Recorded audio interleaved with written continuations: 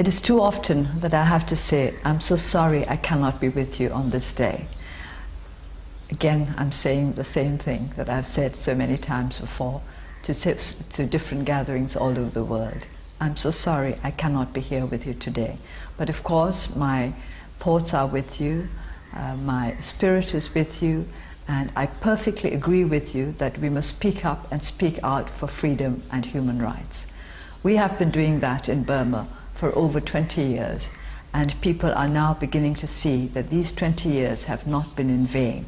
It is important that people speak up and speak out.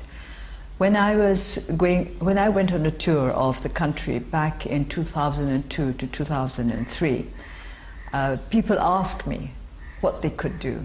I knew then that our people had been badly intimidated by the military regime, and so I would say to them, you must start by refusing to say something is good if it is not good, or saying something is just if it is not just.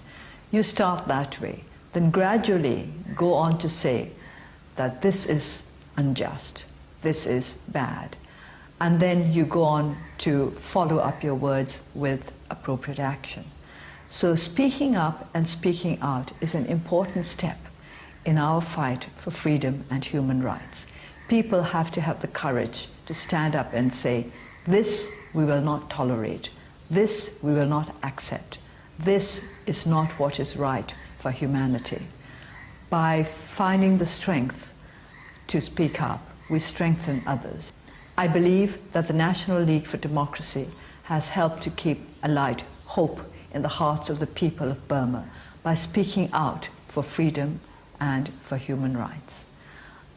I wish very much that we could pool all these voices speaking up for human rights and freedom and make the sound of freedom and rights.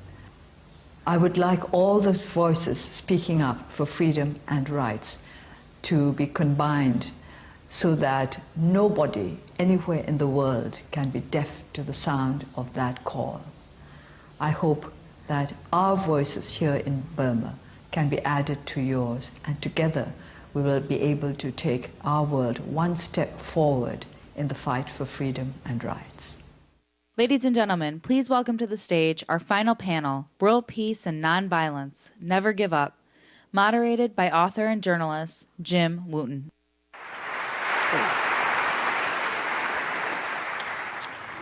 Good afternoon, everybody. Welcome to Dancing with the Peacemakers. My name is Jim Wooten. I point that out because I've been often mistaken this week for Sean Penn, and I hate it when that happens. This is an auspicious occasion this entire week, and I can't tell you how pleased and honored and fortunate I am to be here and to be the only person on this stage who has not won a Nobel Peace Prize. And I say I'm fortunate because I don't have to put up with always being described as an eminently decent person, as a courageous humanitarian, and as someone who has helped to make great changes in the world. No one has ever described me as that. These people have to live with those descriptions every day of their lives, and will no doubt have to endure them for the remainder of their lives, because, in fact, that is what they are. Eminently decent human beings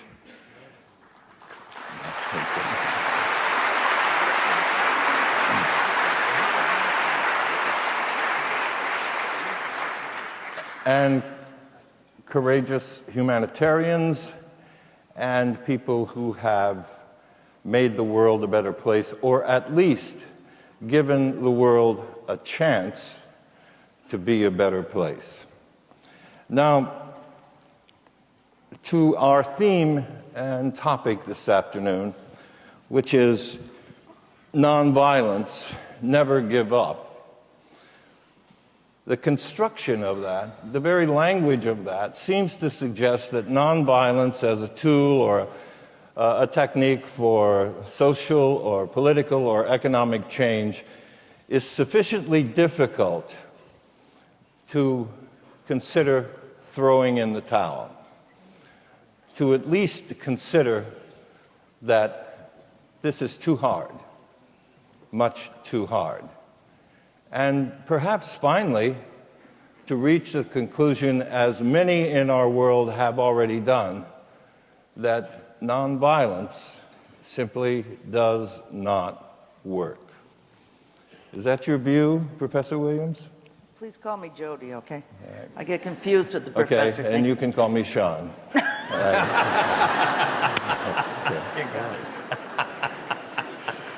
Well, Sean,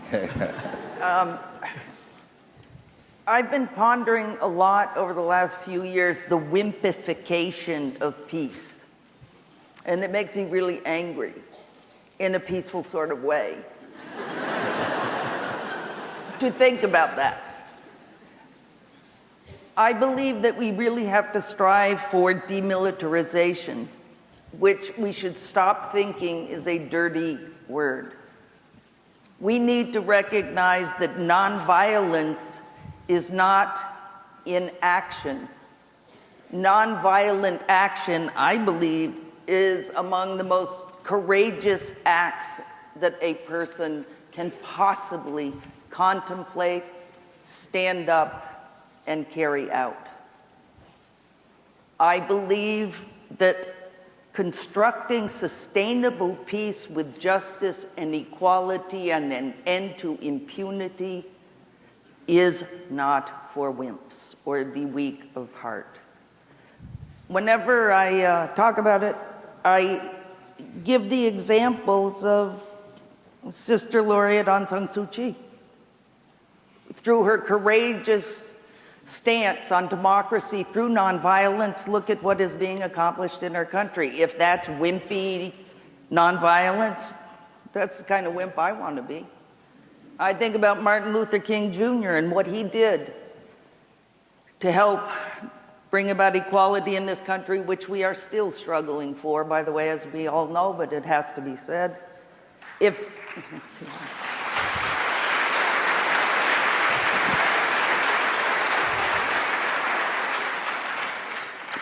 leading people in the streets and being attacked by dogs and jailed for your beliefs is being a wimp, I want to be a Martin Luther King Jr. wimp.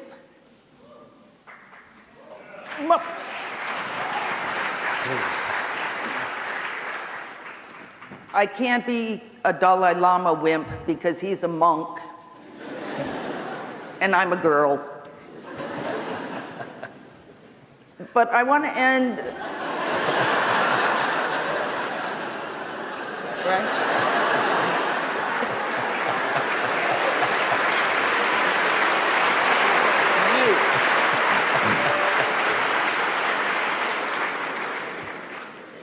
I want to end this comment just pointing out that the flip side to me of really pushing forward with nonviolent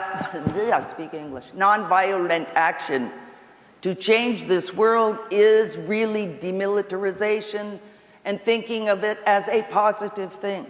When Sean, not you Sean, the real Sean, when the real Sean mentioned how lobbyists can tie up the common good, I can only think of the military-industrial complex, and that is not a tree-hugging, wimpy liberal phrase. It came from Dwight David Eisenhower in 1954. He is the one who coined the phrase of the military-industrial complex and told us to beware. The defense industry was brilliant in its conception in putting parts of the process of building weapons in almost every congressional district in the United States of America, making it extremely difficult to take that industry on, because you got every congressman, every senator who's going to be fighting under the guise of, defense. And I really wish we would rename it the War Department, because it is what it is.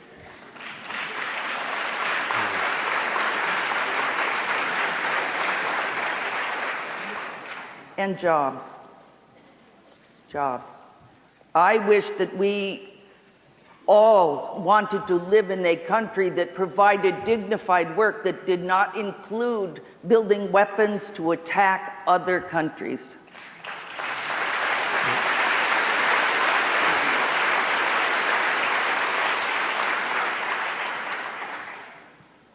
It's making me MAD.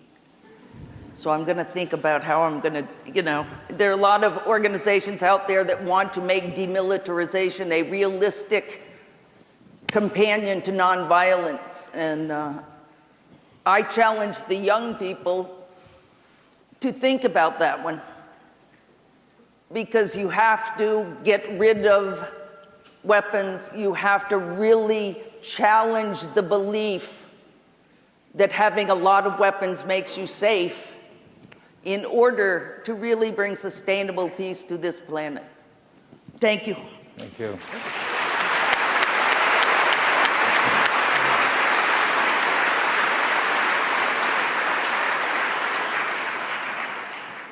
Jody clearly is a girl, but she tells me she is not the mother of Ted Williams or Robin Williams. I recall a story that John Williams, my old friend, John Lewis, once told me. John Lewis, as you know, marched for much of his life with Martin King, and was beaten badly at the Selma Bridge. And I said to him, after that, John, and became a congressman from Atlanta, distinguished. I asked him, after that, John, after they opened up a big slice of your head, why did you continue to subscribe to Dr. King's concept of nonviolence? And John Lewis said, because Dr. King would have found a gun and shot me if I hadn't.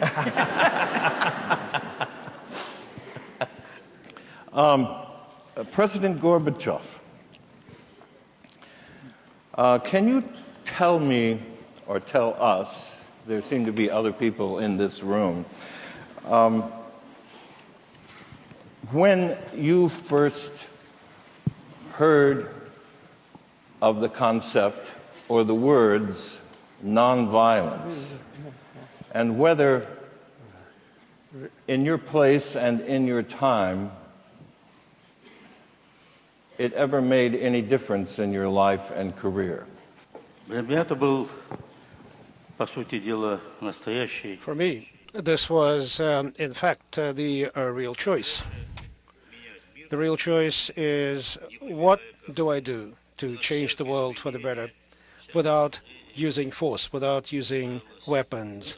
In our history, changes always happened as a result of violence. I believed, and I will be speaking more about politics because I have spent 60 years in politics, and it is in politics where I got the feel of those problems, where I understood those problems. When I became the head of the Soviet government, of the Soviet Union, then the question was, we need to address our problems. We need to solve our problems. And when I and my supporters started to discuss these changes, we fully understood that it will not be simple, it will not be easy, it will not be calm. This would mean conflict, and there will be a struggle. It will have to be a struggle. And if things become really severe, will we then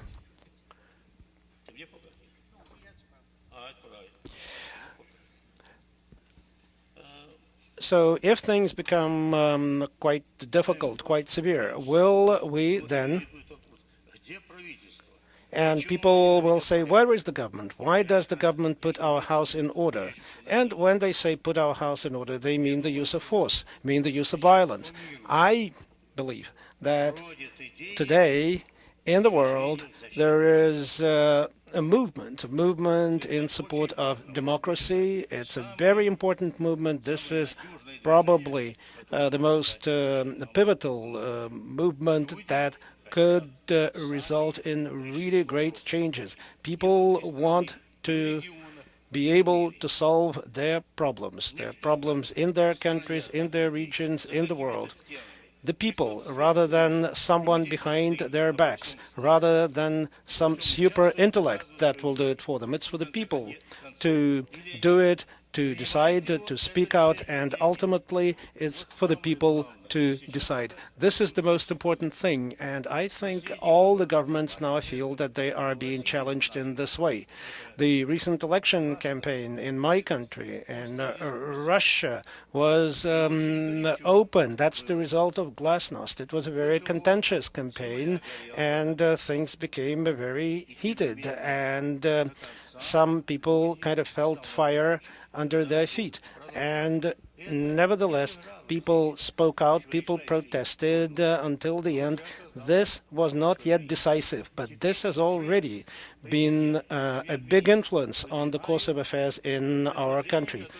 People have influenced, people have had an impact, and now the president and the prime minister of our country are repeating some of the demands that we heard during those street protests. So one can achieve big results without the use of force, without violence, and certainly without killing fellow human beings. And my credo, my way of politics has always been without blood, without violence.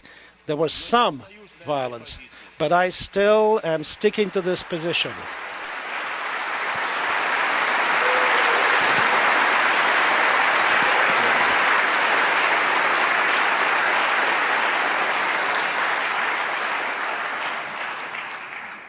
Your Holiness, would you tell us, please, about your expectation that the movement for independence from China in your homeland of Tibet, which has been, with some exceptions, nonviolent, largely due to your own influence and leadership from exile. Could you tell us if you expect that, forgive me, when you're gone, that nonviolence will continue?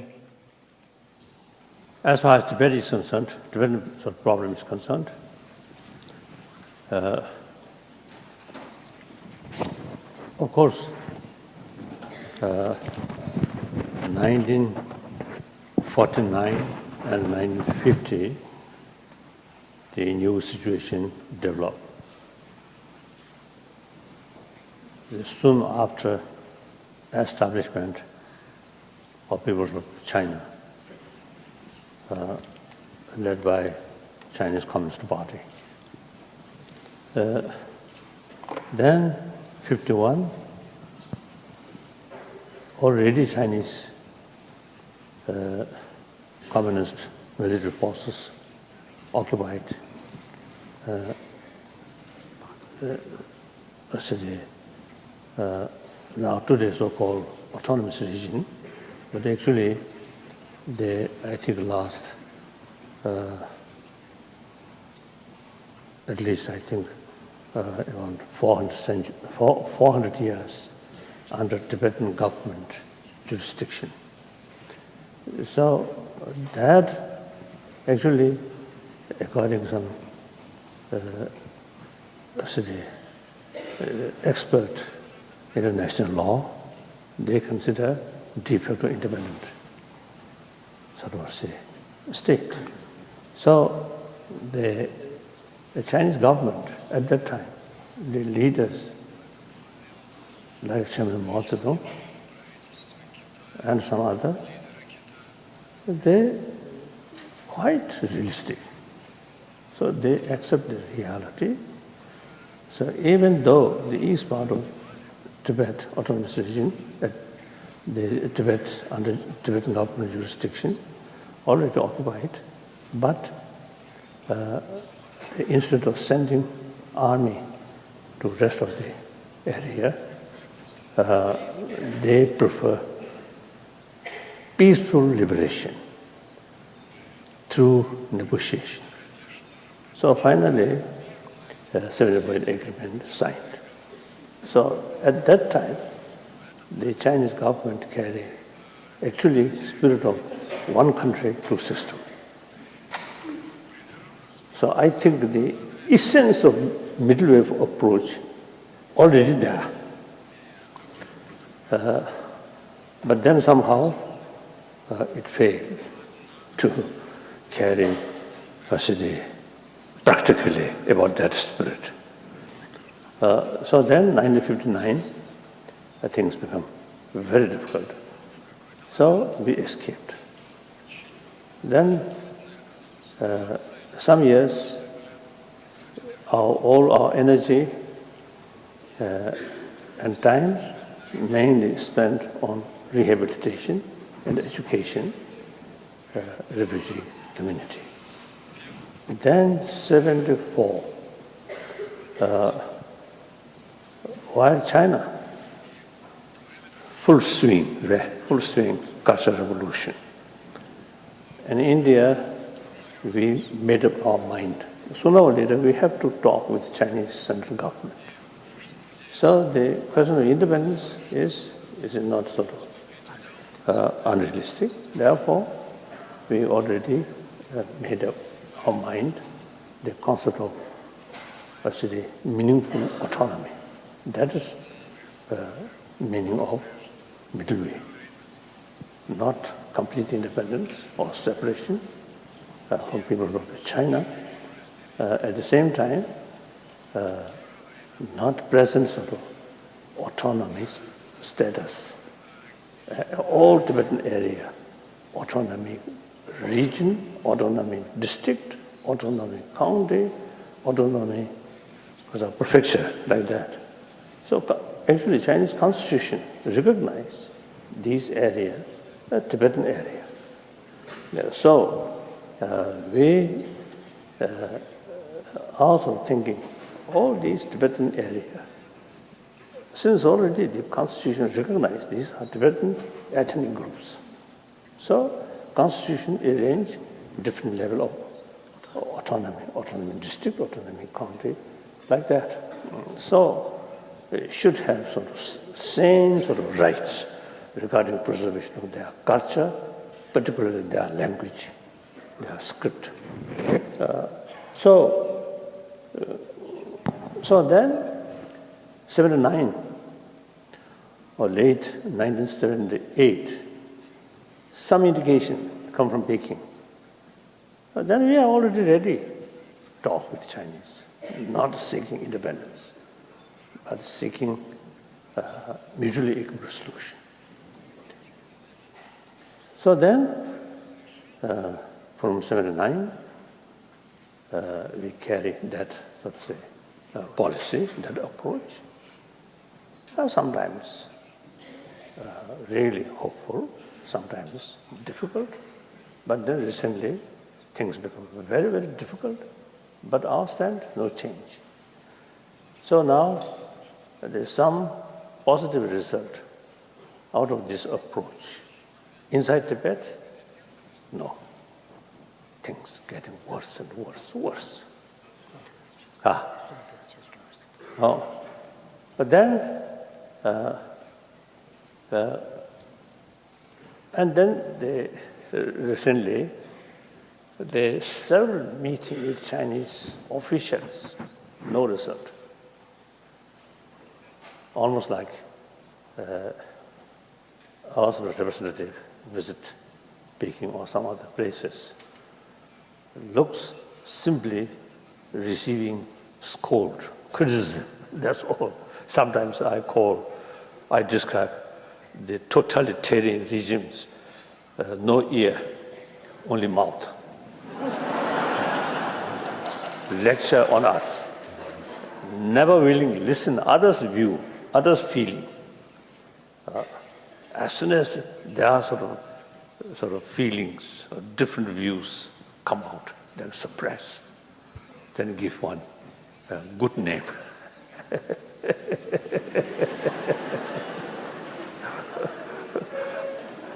Actually, 1980, I think 87, some crisis happened. Then Jonathan Muskie, I think correspondent, observer. I know him. So he came to see me in Dharamsala, and he asked me, why is the Chinese government very much sort of dislike you? Why? He asked me. Then I told him, oh, I'm not acting like yes minister. They want, I should say, whatever they say, oh, yes, of course, yes, yes. They want that kind of, kind of the response or attitude. The other night, President Kennedy, I'm sorry, Your Holiness. Go ahead. So now my main point now, I think many of you may not know this background. Sometimes you see, people have the impression that some crisis now, very recently, you see, happened. Not that. Many Chinese also, you see, feel like that. When I met some Chinese, they are little sort of frustration or little sort of hostile. Then I told these long sort of stories, 60 years sort of story. And then they understand, oh, Tibetan issue is really very, very complicated issue. So in any way, so now main point is, our approach bring some concrete result or positive result from government level. But Chinese public, I mean Chinese intellectuals or educated Chinese, and also many Chinese, including students who are studying in a foreign country, they have the opportunity to know the reality. So majority of them fully support about our middle wave approach. So our way of approach, firstly, very strictly non-violent way. Secondly, middle way. So that really, I feel, brought a lot of support from Chinese people or Chinese public side. So that, I think, positive result, significant result. After all, our problem have to solve between Tibetan and Chinese. So support from Chinese public is very essential. Like Li Shobo, say, I think some occasion he expressed concern about Tibet, and then many other Chinese. So actually, I just want to express in our previous meeting, when Bishop Tutu there, we often usually express, it is sad, Aung San Suu Kyi not in our sort of group. Now Aung San Suu Kyi already released. The situation in Burma now really now improving. Now here, Liu Xiaobo, another Nobel laureate, not certain sort of professional field, but for democracy, liberty, freedom, like that. So, of course, still impossible to say come. But I think we must show our solidarity and our sort of desire waiting him, and sometime in the future, sort of today, because of our gathering, like that.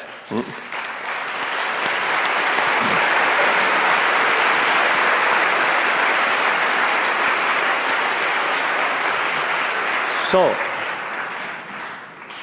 according my own experience, and also what really happened in South Africa changed, mainly through non-violent way, under the leadership of Nelson Mandela and Bishop Tutu. So at least after independence, the country comparatively peaceful.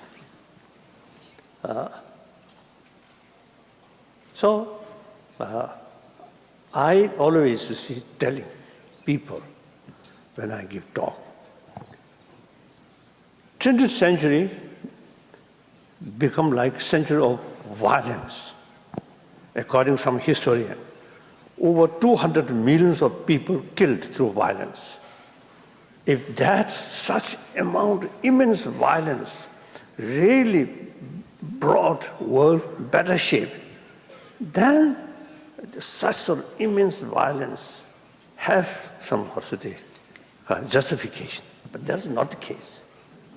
Even beginning of this 21st century, some sort of unhappy things, these are symptoms of previous centuries' negligence or mistake. So therefore, we have to work long-term plan. That is through education, through awareness.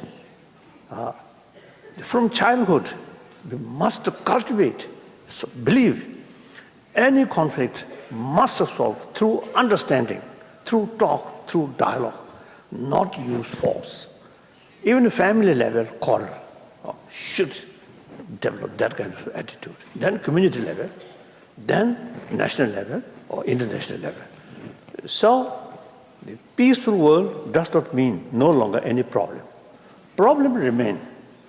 So long our human brain remain, that's the source of problem. Isn't it? Thank you, Your Holiness. So we need spirit. You see, whenever we face disagreement or conflict, from our mind automatically must sort of develop feeling, how to solve this problem through dialogue. So I'm expressing this 21st century should be century of dialogue. So this through education, not through few speeches or few paper. No, from kindergarten up to university level, should teach whenever we face problem. We should not act like animal. We should act like human being. Use human intelligence, holistic view. Then only way is dialogue. Any solution through dialogue, that solution is genuine solution. Or some kind of a solution through use force, unpredictable. It may create more problems. That's my view. Thank you. Thank you, Your Holiness.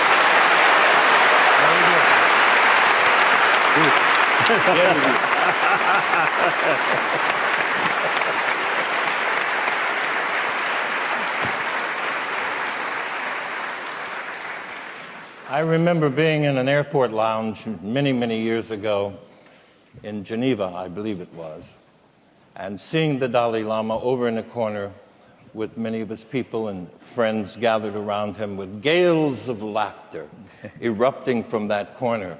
And since I wasn't accustomed to being around holiness in any form, I kept my distance. But I was reminded at that moment of what Lincoln told the critics of Ulysses Grant, who said he was drinking too much. And Lincoln said, find out what brand he likes and send the case to all of my generals. I wanted to know what you guys were drinking over there. Professor Yunus, you are celebrated and have been honored principally for establishing a bank that made available millions of dollars, microloans, they've come to be called, to people in your country, poor people in your country who were otherwise deemed not worthy of credit. that's clearly nonviolent, and that's clearly a tool of social and economic change in your country, particularly because most of the people the money has been lent to are women, as I understand it. Are there similar nonviolent means of economic change? He'll be right back. Okay.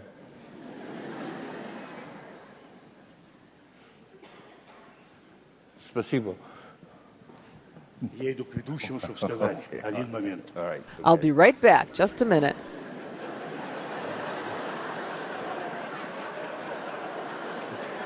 With my fluent Russian, I believe he just said, "I'll be right back." Or maybe I'll be back. Now, back to Professor Yunus. Yeah, go ahead. This is clearly a nonviolent idea, very successful. Are there other similar nonviolent means of economic change that you're aware of in existence now or on the drawing boards? Well, let me put it this way, and the way you phrase the question.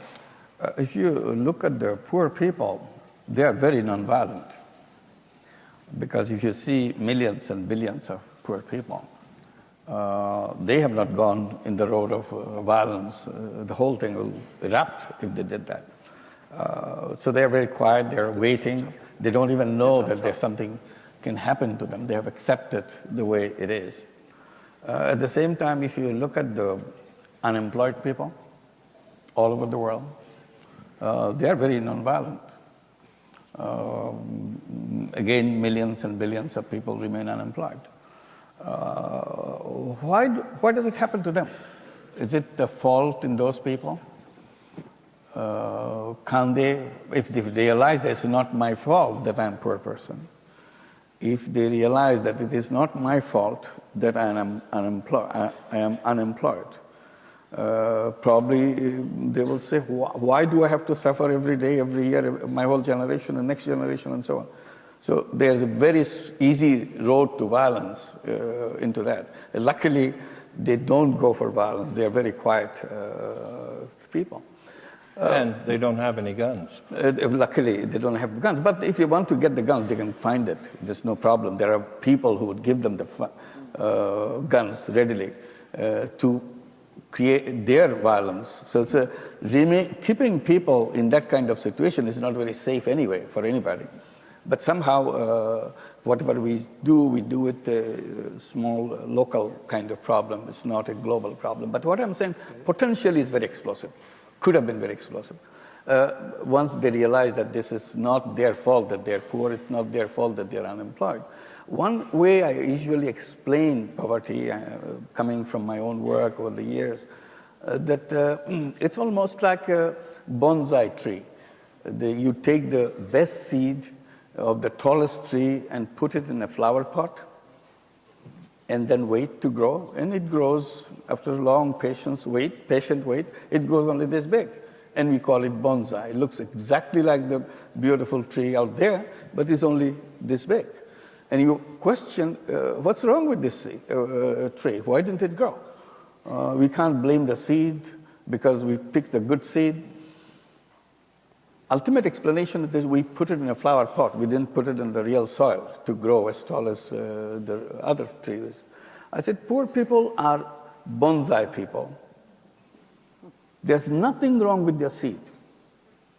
Simply, society never gave them the space to grow. That's what makes all the difference.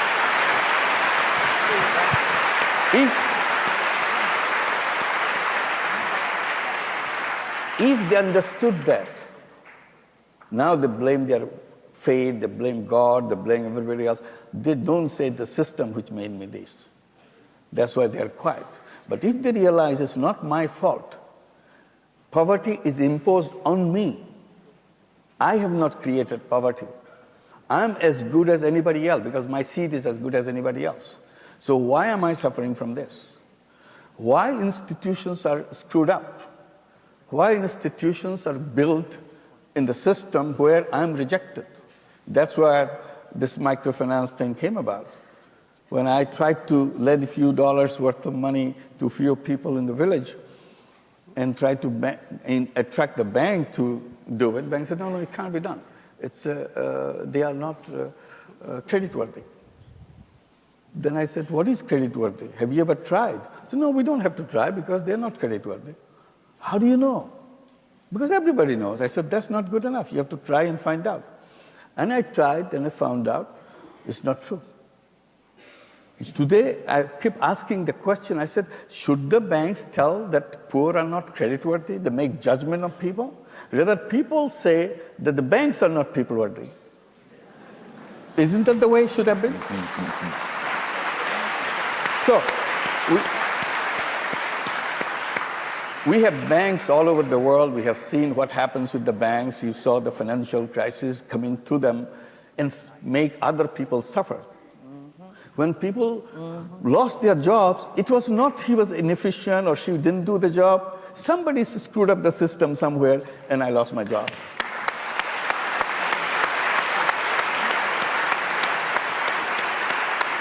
And we are lucky.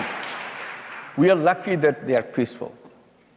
We are lucky that they are not marching up and down the street, that you made us suffer. You have no right to do that.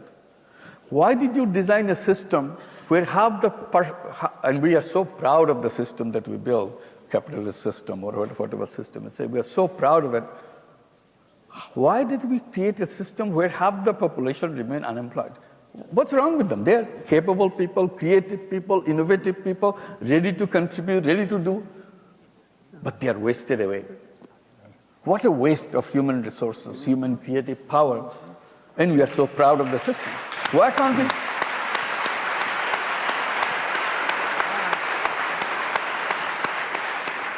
Why can't we throw that system in the basket? This is not going for anybody any good. Professor, I have an idea that there may actually be some bankers in this audience. I'd love to talk to them. Right. I wondered if you might want to. Yeah, we run banks now in New York City, so it's not far in Bangladesh. You don't have to go all the way. We have 4 branches in New York City. We have 9,000 borrowers. We started in 2008. And all 9,000 are women, very low-income women. Average loan is $1,500. Repayment is 99.3%. No collateral, nothing. Right. The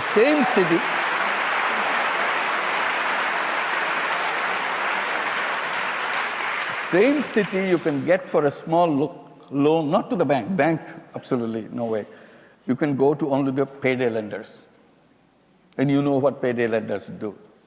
Charge 100%, 500%, 1,000% interest, and it's a thriving business. Nobody cares, and we say, competition will take care of everything. What happened to the competition for thousands of years? It still continues, the same old loan sharking. Right. So that's where we created new institutions to show that it works. And we were there in 2008 in New York City.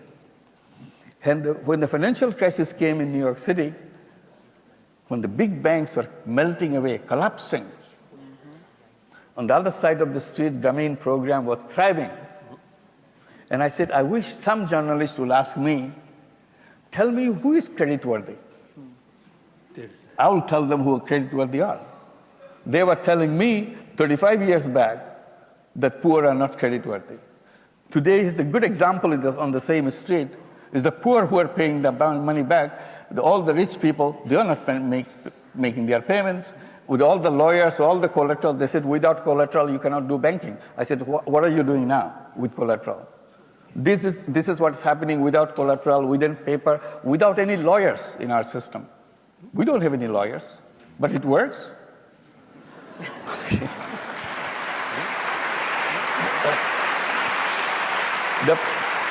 The point I'm making, we don't have a system which is people-friendly. Mm-hmm.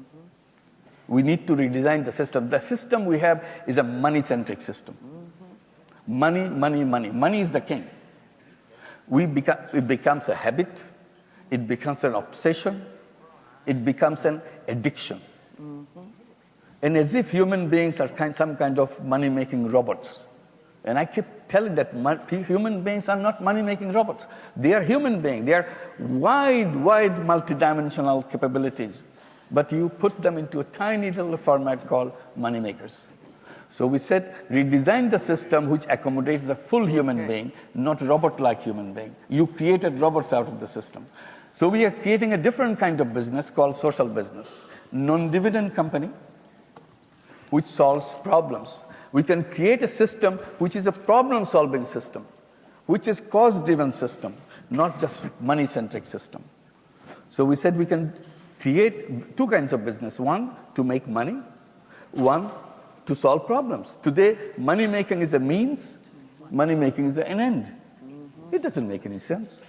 Money-making can be a means, but end has to be a purpose. What is the purpose of life? That's lost completely. So you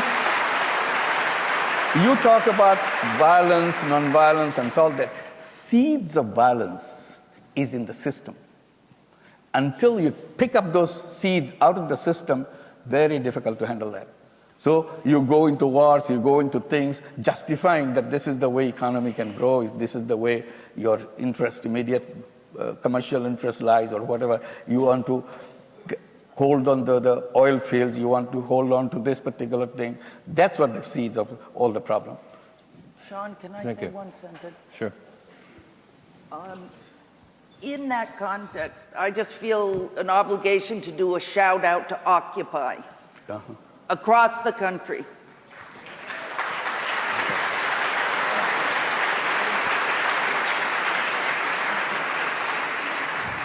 These are people who have stood up to express their objection to institutionalized inequities of wealth, poverty, and instead of being listened to in dialogue, as His Holiness has talked about, they have been vilified, criminalized, beaten, tear-gassed, and I've been very appreciative of the moderators in these sessions at how many times they spoke about Occupy as if it was something worthy to be listened to. And I will just end saying that several of us Peace Laureates are meeting with Occupy Chicago after this session. Thank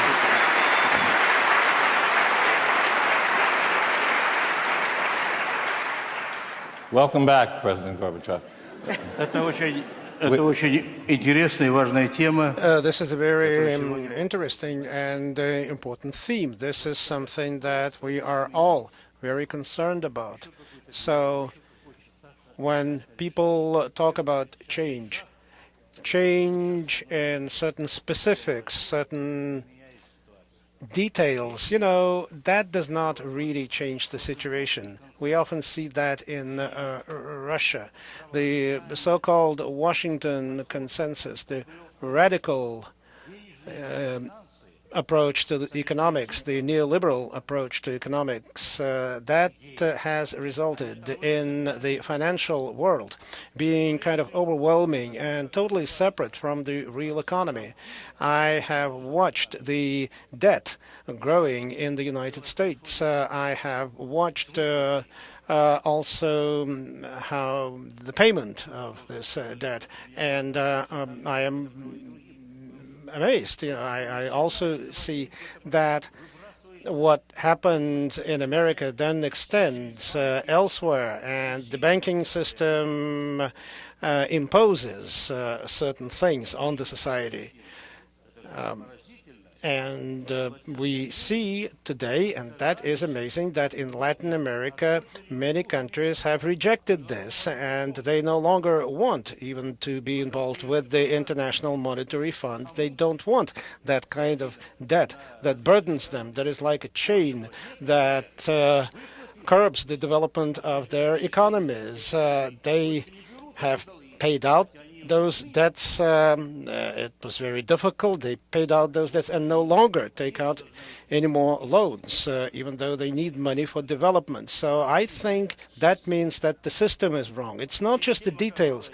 We need to change the system that is based entirely on the quest for profits, the system that is based entirely on consumerism, the system that wants more, more, more. That is not the way to go. That is really not the way to go.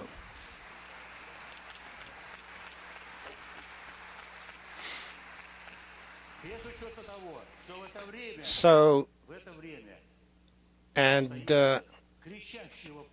even as we speak, we see the problems, the crushing problems of millions, hundreds of millions, and billions of people.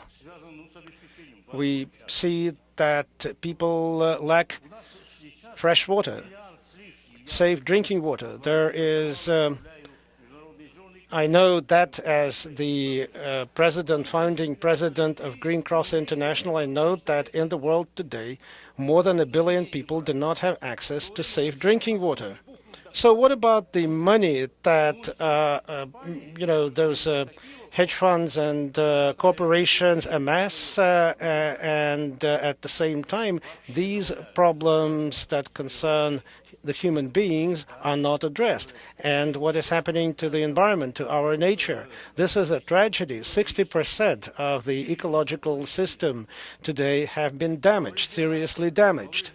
We see the damage to the air, to the airspace. We see the damage, the pollution of rivers and oceans, and that is so to say, the cradle of our civilization. That is what has shaped and developed our human civilization. And while nothing is done about this, we see the blowing of bubbles, and ultimately those bubbles are punctured, and the result is that people suffered. So we need to change this system. We need to say so. We need to start saying that our planet today is overpopulated, but every human being, we need to address the problems of the human beings and the problems of nature. And it all comes down to, we used to think that once, the Cold War is over and we live in a global world, these problems will be solved. Once we do not no longer have confrontation, we have the opportunity to finally address the big problems of mankind. But instead, the financial corporations are using this global world exclusively in order to amass wealth, more and more wealth. They want to use these opportunities for their benefit.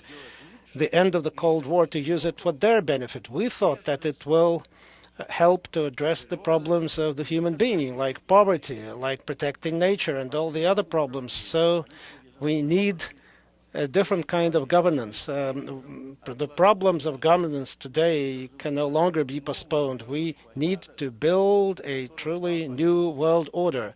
Pope John Paul II formulated it very well.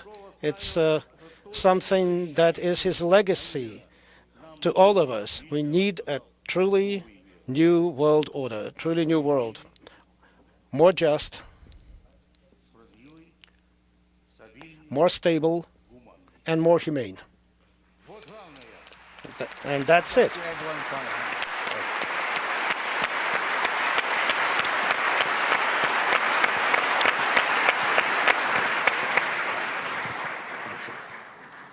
May I just add one more? Yes, briefly. Thank you. We want to get to some students' questions. Yes, of course. Today is the 21st century with all the technologies that we have, and this technology is expanding so fast. Every day the speed of expansion is getting faster.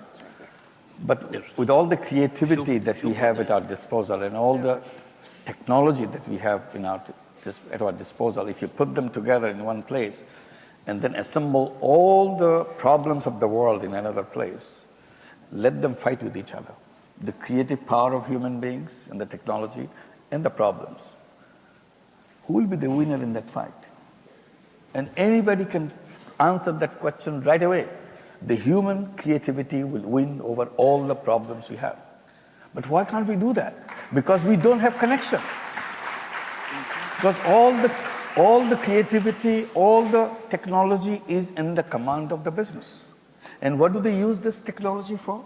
Make more money. These are not directed to solving problems. So we need to create a system where this technology is available to solve the problem. What kind of technology is that? For example, it's just one idea. The patent rights.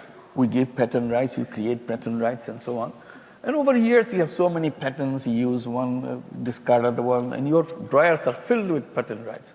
Nobody can touch it because you own it. Because here is the human intellect bundled into that. And it could have solved many problems for other people, but we are so stingy, we are so selfish, we won't let anybody touch that. So what is the justification? Why can't we bring them out? If it is useful for people, for God's sake, use it. Right on. You can't do that. So I'm trying to explain to the businesses, I said, if you have some discarded patents which you never use now, you'll never use in future, would you let me use this? I'll create a social business of patent management. I'll manage your patent. We will take your permission to use it for the benefit of people. If you agree, I'll use it. If they will only release that, then lots of things can be happening in a completely different way. So this is the one. And I'm depending on the young people. I have tremendous confidence in the young people because their attitudes and their upbringing is completely different than our previous generation. They see the world in a completely different way because they have the technology. They have access to information, access to knowledge, access to other people. It's so enormous at their disposal.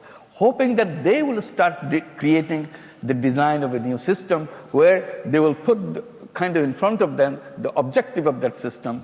There should be no person who will be unemployed in that system. The word unemployment will be unknown in that system. Why should anybody be unemployed? That's the question. And there will be no poverty, because if there is no unemployment, there will be no poverty at all. Why should there be any poverty? And we should be creating museums for poverty museums, so that in that age, children and the grandchildren can go and see what poverty used to be like. Go to the poverty museum.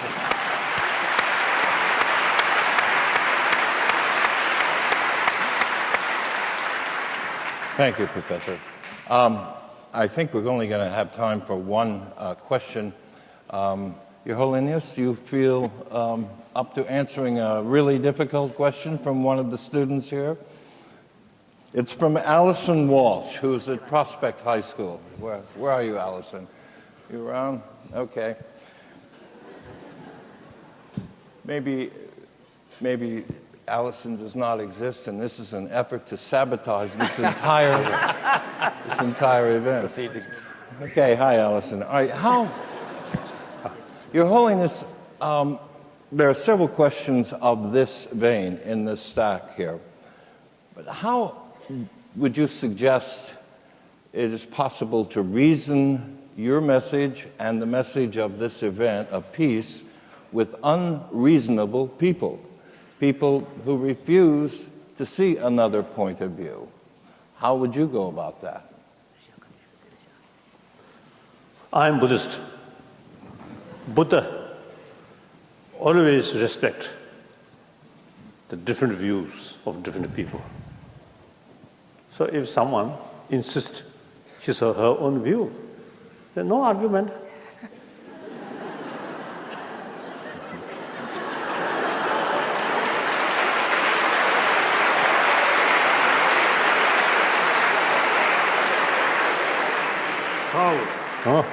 Chaos.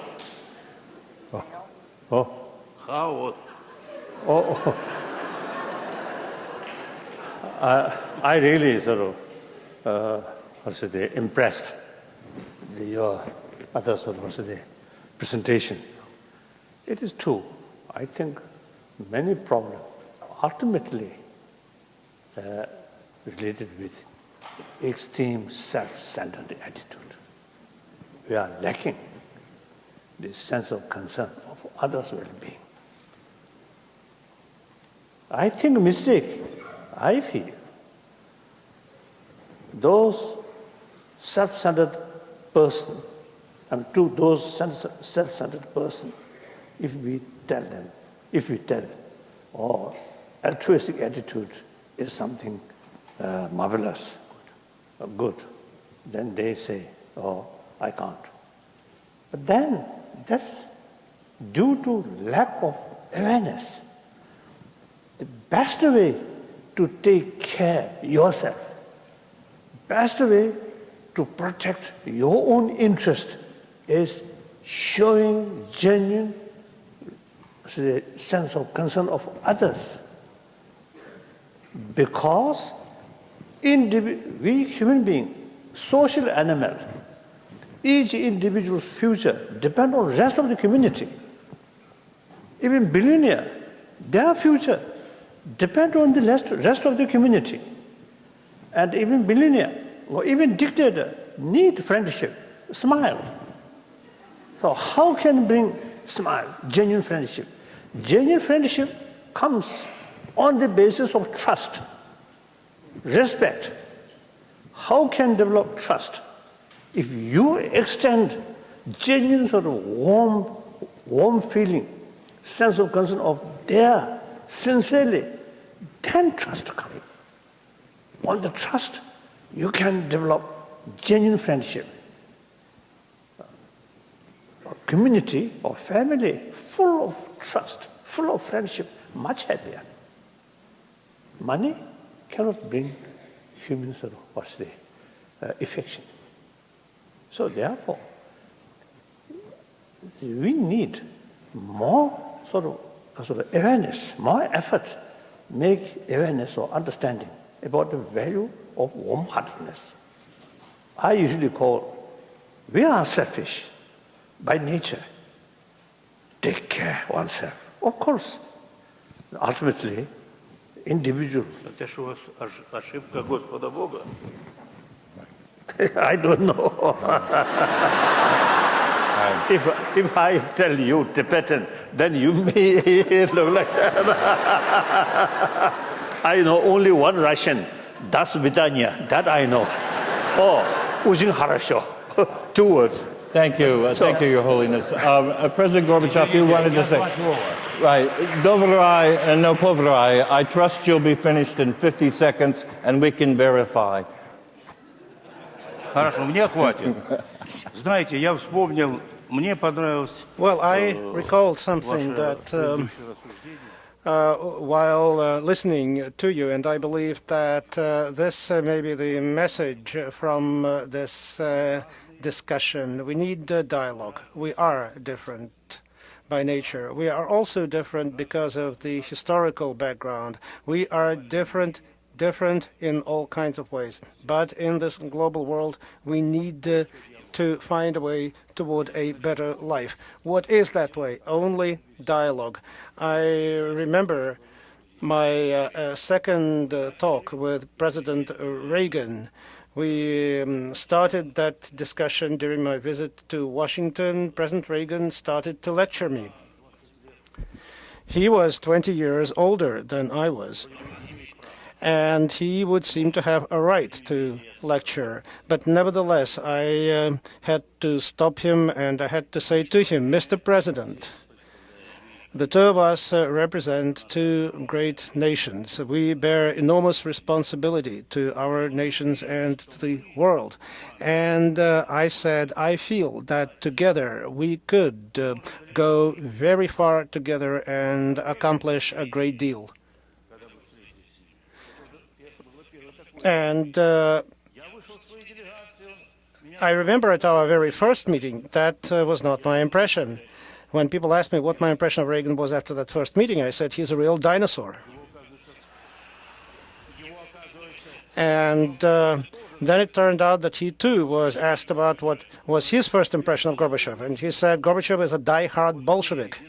And so that dinosaur and that die-hard Bolshevik, those inveterate opponents, politicians, they met and they launched a dialogue. And 2 days later, we made a statement, a joint statement. which seemed initially hopeless to make a joint statement, but we stated a nuclear war cannot be won and must never be fought. And that said a lot. That was the main thing that people heard from our meeting.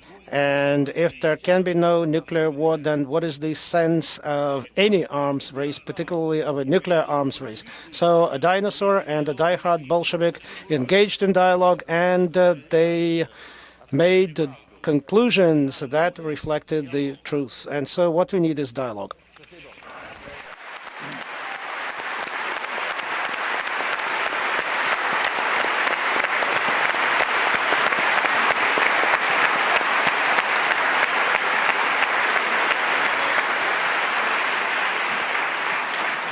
Thank you all. Thank you very much. Thank you for your lives, for your work, and for your continued efforts to save us from our evil selves, as it were. Professor Yunus, before we leave, if you'll keep your seats, Professor Yunus will go to the lectern. And as you recall, his daughter, whom we heard singing on Monday night, has a much better singing voice than Professor Yunus, and in addition is much better looking. But I met her mother today, and now I understand why. Okay, go ahead, sir. Thank you very much.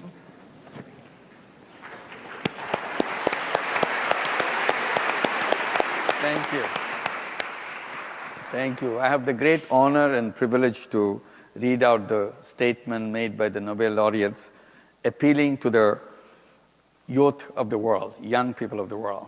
As I was explaining myself, having tremendous confidence in the ability and the creativity of the young people to create the system, create the world that we are always talking about in the near future.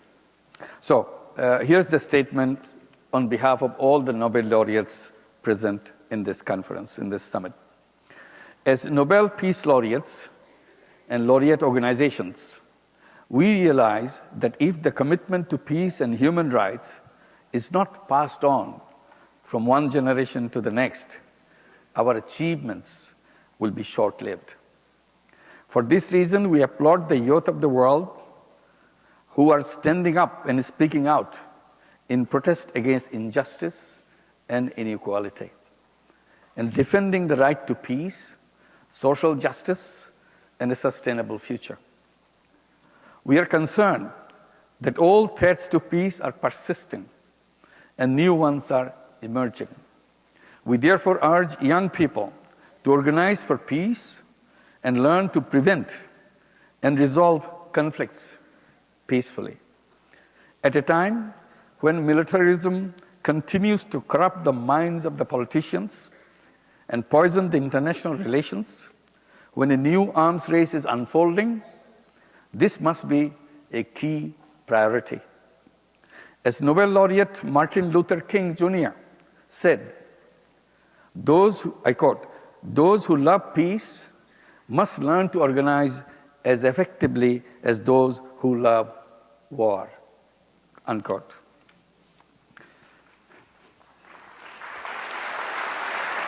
Great words. Great words indeed. Our collective security can no longer focus primarily on the security of states. It must focus on the security of people. Wars and militarism cannot achieve real human security. Substantial reductions of world military expenditures could eliminate the crushing poverty, whereby nearly 1/3 of humanity lives in insufferable conditions. Excessive military expenditures not only represent a theft from those who are hungry, but also an ineffective means of obtaining security. Equally unacceptable is the violence against nature that ruins the environment upon which civilization depends. All the world's religions and peoples share similar basic values: such as peace, compassion, love, justice, service towards others, and the alleviation of suffering. Political leaders must recognize our common humanity through deeds rather than mere words. We urge young people to question their leaders about what they are doing and to address the main challenges that face the world today. Thank you very much.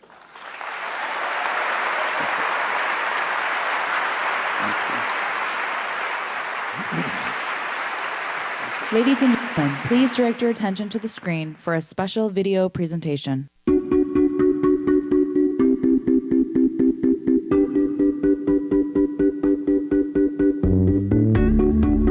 want to welcome everybody to the city of Chicago, and on behalf of the residents, I want to thank all the Nobel laureates who've traveled many miles to come here. I'm part of a peace class, and during that peace class, we got invited as a school, and she asked our class if we wanted to go home, and we all were like, of course, this is the chance of a lifetime. So we are having the chance to learn each other culture, having fun there, and this is the first time in US here, and we are meeting the Nobel laureates, and I think that this is the most excited part of my life. The biggest issue at hand for those individuals who want to make a difference is the fact that they don't know exactly how to stand up. They don't know what they need to do to start it. And so I really want to hear how they started it so I can get inspiration as to how we can start it. Moral courage is the rarest form of valor in the adult world, and yet it is the one that you, as students, are called upon to muster every single day. And coming here is so important because it helps me, especially and all my classmates, for us to be able to learn more about what we can do to affect change. If each and every one of us selected the issue that they most cared about and volunteered a few hours a month, imagine what this world would be. Just as a whole, the whole City Truth and Power thing has changed how I think a lot. It's made me a lot more grateful for what's in my life, and it's given me insight on just how to, in small ways, better the world around me. Speak up. Speak out for freedom and rights. Speak truth to power. I think that it's definitely inspired me to take action as a whole, as an individual, and learn more about the world around me and find injustices that I can right in my own community. You know, you can come from such a small town and you can make such a huge difference. You don't have to be born into like a huge family, like a rich family. You don't have to be born into like from New York City. You can come from such a little town and you can really make a difference in the world. It takes one person to make a difference in the world. Peace can only be achieved if you get people involved in that which stands in the way of peace, to talk to each other. I'm so inspired at what they do, what a people can do. If you have a strong willingness, you can do everything. That's what I think I learned from them. Thank you.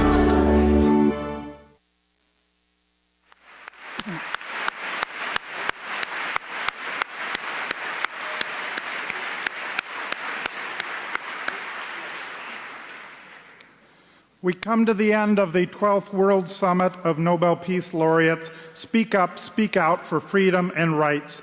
These 3 days have spanned 6 absolutely fascinating laureate panels, an opening day luncheon with a hard-hitting keynote by President Carter, 2 beautiful dinners, one offering true words of wisdom about the power of reconciliation delivered by President Clinton, and the second that celebrated the mosaic of Chicago's young artists themselves using song and poetry to speak up and speak out. At yesterday's luncheon, Chicago Public School Superintendent Jean-Claude Brizard made the compelling case for the vital role that education can play in advancing peace, human rights, and social justice. And just this afternoon, we witnessed the well-deserved presentation of the Peace Summit Award for the incredible and heroic efforts of Sean Penn. Congratulations again.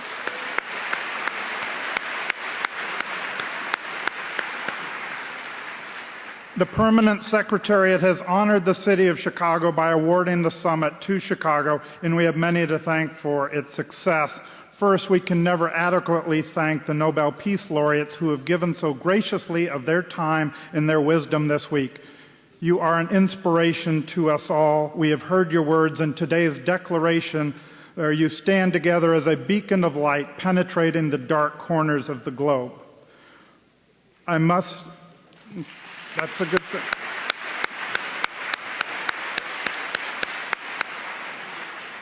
I must thank Mayor Emanuel because it was his commitment that this summit go forward and that Chicago hosts the 12th World Summit of Nobel Peace Laureates. He has proven to be a dynamic and engaging co-chairman. Thank you to Kerry Kennedy and the Robert F. Kennedy Center for blazing a trail of youth engagement and providing the curriculum of Speak Truth to Power that turns ideals into action. Thanks to Bob Gallucci and Julie Stash of the MacArthur Foundation for your continuing leadership on these issues that matter to all of humanity. And thanks to David Hiller and the McCormick Foundation for always being there for Chicago.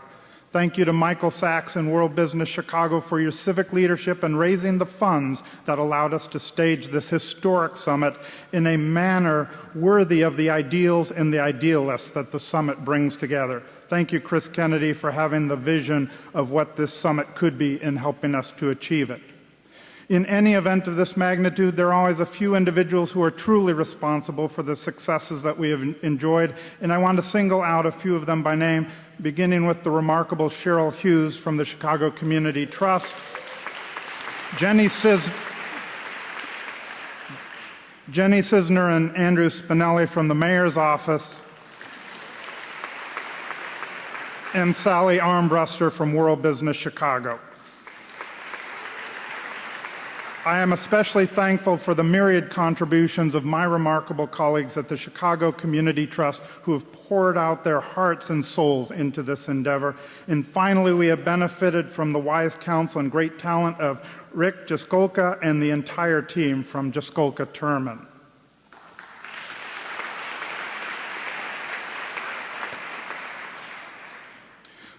There are so many others that I could thank, but it's too much time to take at this point, so I want to comment instead on what distinguishes this summit is its commitment to young people, a principle baked into the very design of this summit.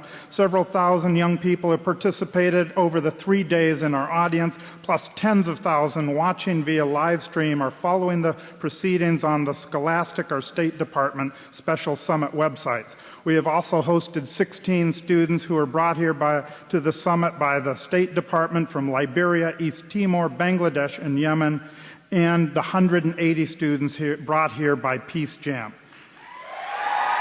And we know they're in the house.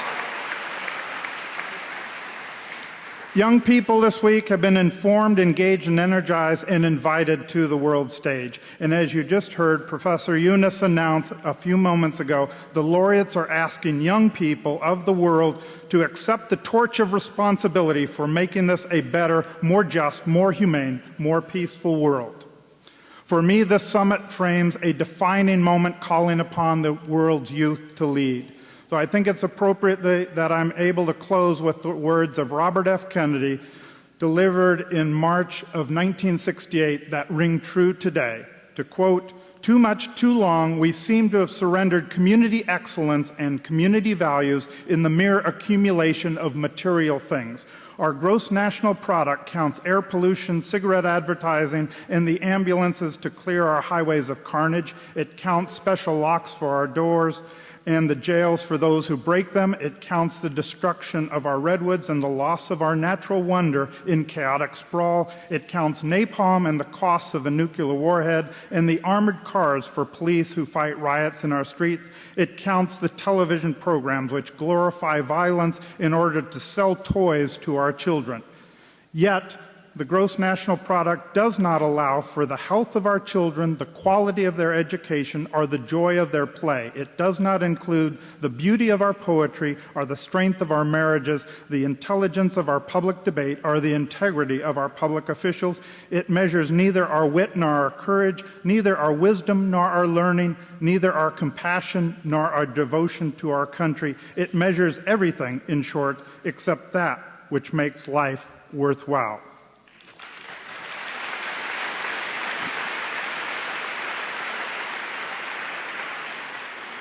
Thank you all for attending some or all of these extraordinary events, and may you take inspiration from these events and go forth on the wings of peace.